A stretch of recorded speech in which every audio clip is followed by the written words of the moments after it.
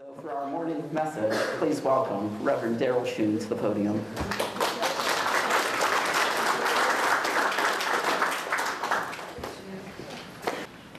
Namaste. Namaste.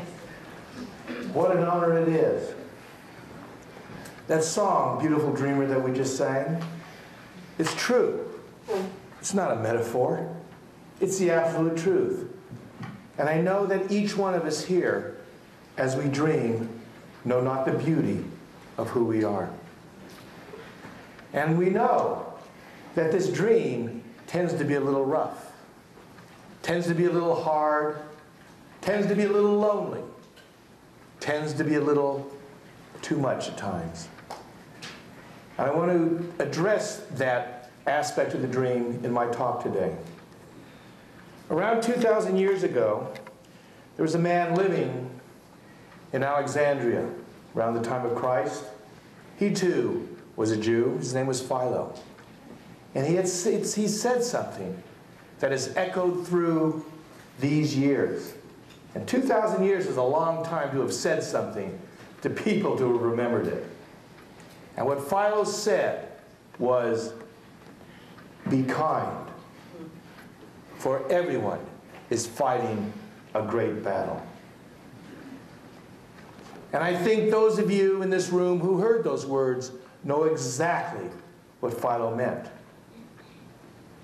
You know exactly what he meant when he said those words, everyone is fighting a great battle. For everyone is. All those among us, all those who have come here, we are indeed fighting a great battle.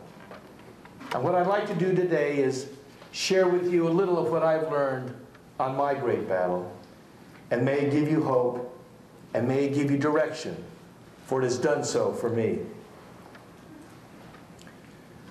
On my sabbatical that I call my prison sentence, these words came to me.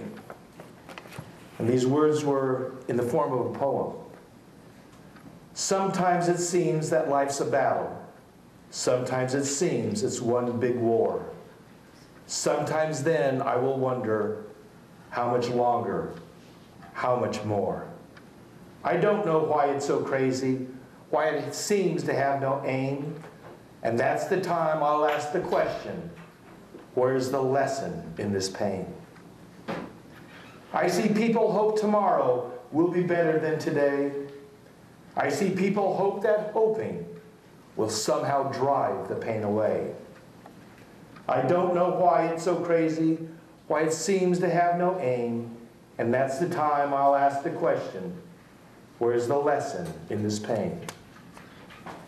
I keep hoping love is real and not what it seems to be, a trap in which the lonely falter, a treasure box without a key. I don't know why it is so crazy, why it seems to have no aim, and that's the time I'll ask the question, where's the lesson in this pain? After I wrote those words, a few more years in the monastery, I wrote something else. And it came to me in the form of the native traditions of the American Indians. And I would like to share that with you now. It was something that I call the sun and the moon are one, and how he got his name. I was very young when I heard the sun and the moon are one tell the story of how he got his name. He was old, much older than we were, but we all understood what he said. Often elders speak in ways the young do not understand. Not so with the sun and the moon are one. All of us who listened that day understood perfectly.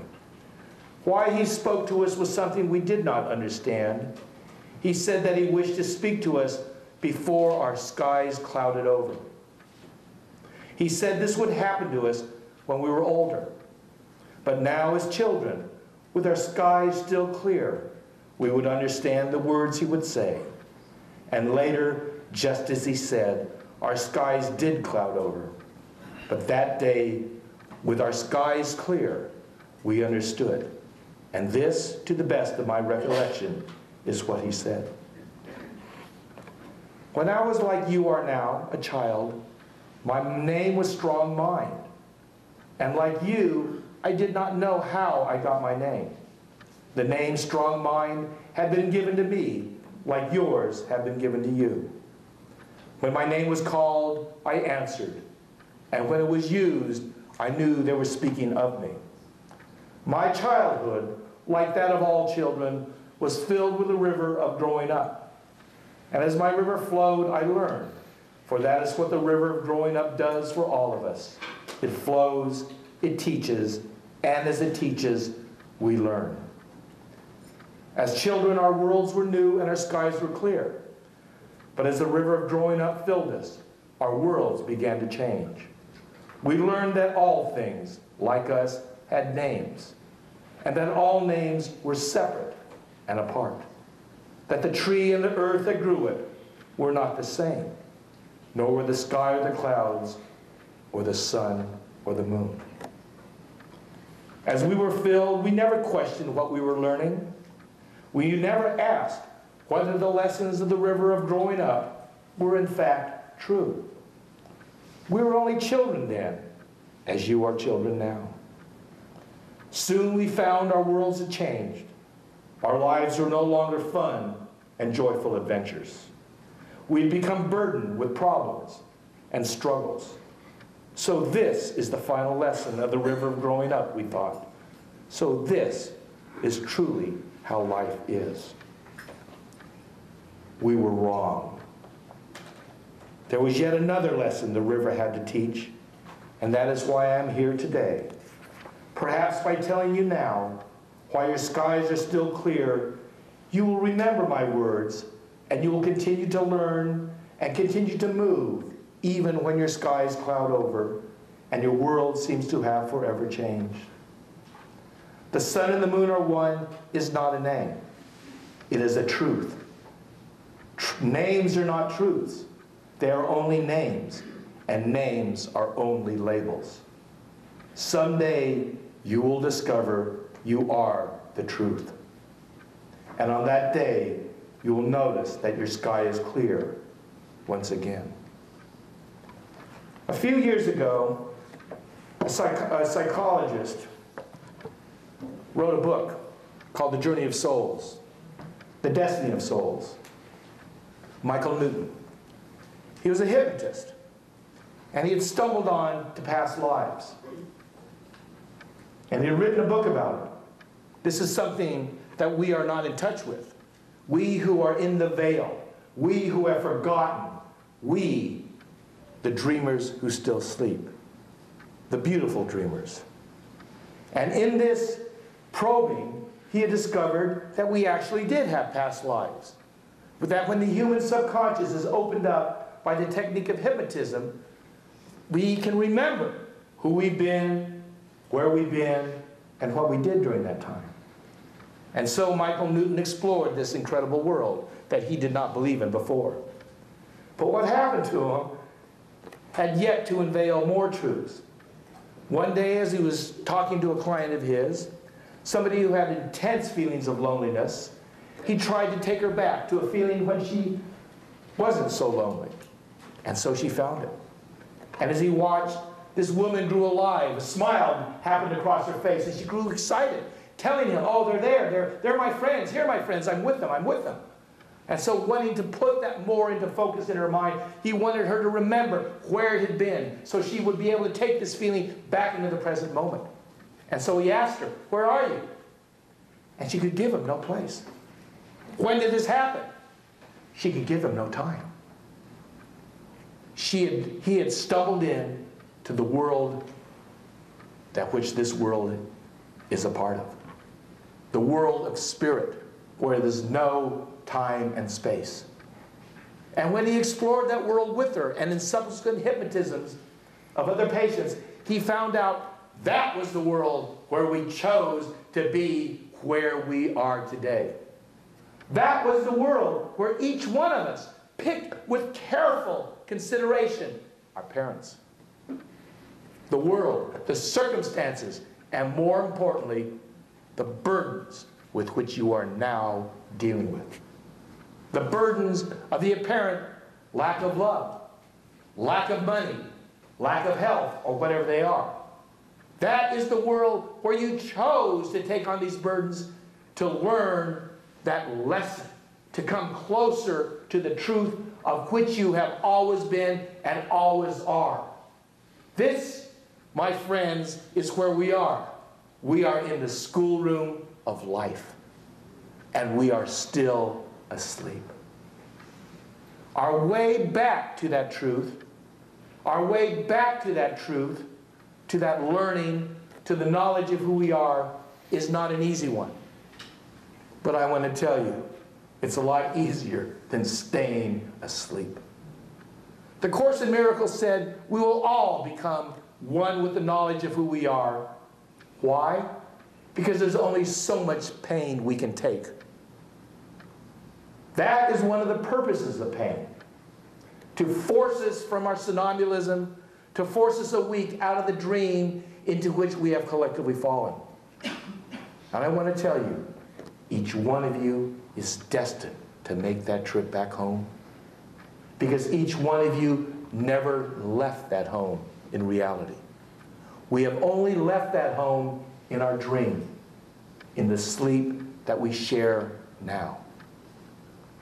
That dream, that sleep, that path. The great Master Jesus said 2,000 years ago about our problems. This is what he was talking about. 2,000 years ago, it wasn't easy either. They didn't have indoor toilets.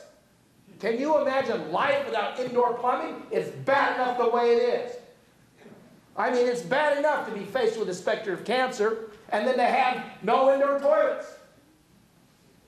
It wasn't easy then. And what the Master Jesus said about those problems was this: seek ye first the kingdom of heaven, and all good things will be added unto you. You have to go back to the headwaters of your problems. You have to go back to the sleep itself to wake up. Because when you wake up, you will discover who you are. And in that realization, you will realize your problems are fleeting, though they are there. You will realize that that disease you've been dealing with is either a mechanism for remembrance of self or the burning off of karma. That the allowance and acceptance of life itself can come when your vision is big enough. But you have to go there, to the headwaters of what has caused your present predicament. That path humanity calls religion. The path back to God. And as we know, there are many religions on this planet. Many. But what I want to tell you, none of us really have known how many there are. The truth about religion came to me a few years ago. I was writing about money. I developed a global audience. And somebody wrote me a letter about an article I had written. And he said, Darryl, I think that people who are reading your articles are receiving more information than they're even aware. That was a remarkable email to receive. So I emailed him back, and he emailed me back. And I looked at, trying to find his name, trying to find anything else about him. And it went very quickly. Within 24 hours, we were talking about God. His name was Michael Thomas Bucci. In the early 90s, he had channeled a series of books from an entity, from a spirit known as Cerritos. And one of those images, one of those channelings, I want to read you now, because it deals with religion, and it is called the one true religion. I believe in one God who is within all creation and all people. Since God is within all people, no person is without God. God is within all things. And since God is within each person, no person can be or will be denied God. Each person is entitled to know God according to their own personal preference. Each person's path is no less or no more valid than another's path. The only religion which can embrace these tenets is the religion which accepts all men and all paths equally. For God created a path for each soul to follow. To judge another's path is to judge God. For God gave each man himself to find. Each man must find his path, to find his God. For each path is sacred, because each path is created by God. To judge or condemn another man's path is therefore sacrilegious. Because each man's path is created by God, the number of religions on this earth is equal to the number of people on this earth. I have found perhaps no better description of the temple of universality. I have found perhaps no better description of what Betty Tadaleski was told in 1980, that she was going to start a new religion called Universalism. A religion that was not confined to a belief system, but to a state of consciousness, a state of awareness, spirituality itself, within which all paths are contained. Betty says, if you ask her if she's a Christian, she will say yes. Betty says, if you ask her if she's a Muslim, she will say yes. Betty says, if you ask her if she's an atheist, she will say yes. That's how profound her understanding of our paths are. That's how profound her understanding of life is. That's how profound her understanding is the path that we are all on. Each to each, his or her path. Each to his or her path back to the one source, the one God, the one life. And so it is. We are in a game of hide and seek with ourselves. And I know it seems to most of us here, we don't know how to get back to that place. But let me assure you, part of you is already there. Part of you never, ever left. Only your mind left to wander the vagaries of a universe that the Lord God created, that is filled with as many wonders and far more wonders than the fears that we have peopled it with. I want to tell you, you are already home. But on that path, on that journey, it is not easy. And in that, we have each other. We have Spirit to help take us there. I want to read another poem that I read later on after a few more years in my monastery. You know, a lot of people spend their time without. I was just really lucky in what my time without gave me. This poem I entitled, I Have Seen the Dying Live. I have seen the dying live. I have seen the living die. I have heard your unasked questions as to what and where and why. But I cannot tell you that which is not mine to say, for each and every one of you must find yourselves this way. The mystery that you live is there for you to see. Through subterfuge and pretense, you struggle to be free. From the chains of your own making, from the prisons of your thoughts that you now find yourself trapped by, you yourself have caught. Sometimes I know it seems that love is but a lie, that love is but a dream that only lives to die. But I know it is not so, I know that love is real, but I cannot show it to you. You yourself must heal. I have seen the dying live. I have seen the living die. I have heard your unasked questions as to what and where and why. But I cannot tell you that which is not mine to say, for each and every one of you must find yourselves this way. And as you go on your journey, back to the home you never left, back to that creative source which loves you as much now as it did in the moment you were created, I wish to leave you with a few hints or words to accompany you on your path. Be positive. This will help you. Because on that path, it is often dark, stormy, and filled with uncertainties. Being positive will help you.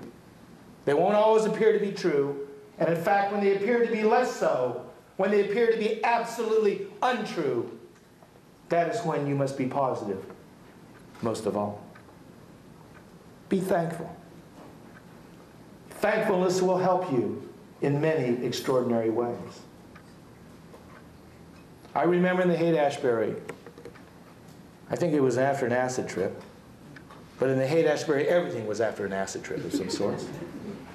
And my first wife said something I never forgot. And this is what she said. This is what came to her. You can never have it the way you want it. But it can be exactly as you want it.